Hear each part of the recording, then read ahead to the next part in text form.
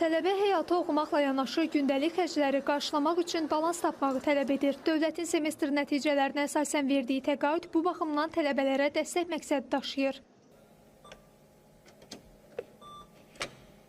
Tələbələr hər ay bu təqaüd kartına ödənilən ödənişin tam məbləğini əldə edə bilmirlər. Bunun səbəbi odur ki, tələbələrin hər ay almalı olduğu təqaüddən müəyyən məbləğ tutulur. Bəs bunun səbəbləri nədir? Süjetdə bundan danışmışıq. Özünüz təqaüd alırsınız? Bəli. Nə qədər təqaüd alırsınız bilmək olar? 108 man. Ondan hər ay nə qədər məbləğ tutulur?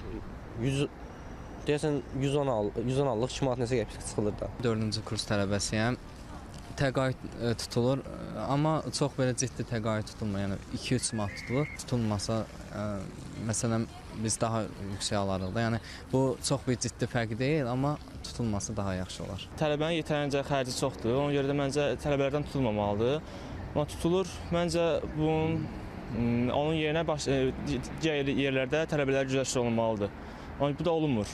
Ekspert Rizvan Fikrətoğlu'nun fikrincə, bəzi hallarda tələbələr təqaüdlərindən edilən tutulmalardan xəbərsiz olurlar. Təhsil haqqında qanunda göstərilir ki, tələbələrin təqaüdlərinin müəyyən tutulmaları ola bilər. Amma bu məcburi deyil, təbii ki, ola bilər. Bu da müəyyən könüllü və ianə haqqı ilə bağlıdır. Tutulmalar mütləq şəkildə şəxsin razılığı ilə olmalıdır. Onsuz da təhsil haqqında qanun da bunu məcburi eləmir. Yəni, tələbənin təqaüdündən hər hansı bir tutulmalar olursa, bu mütləq şəkildə rəsmi formada həyata keçirməlidir və tələbə bunu öz imzasıyla təsdiqlənməlidir.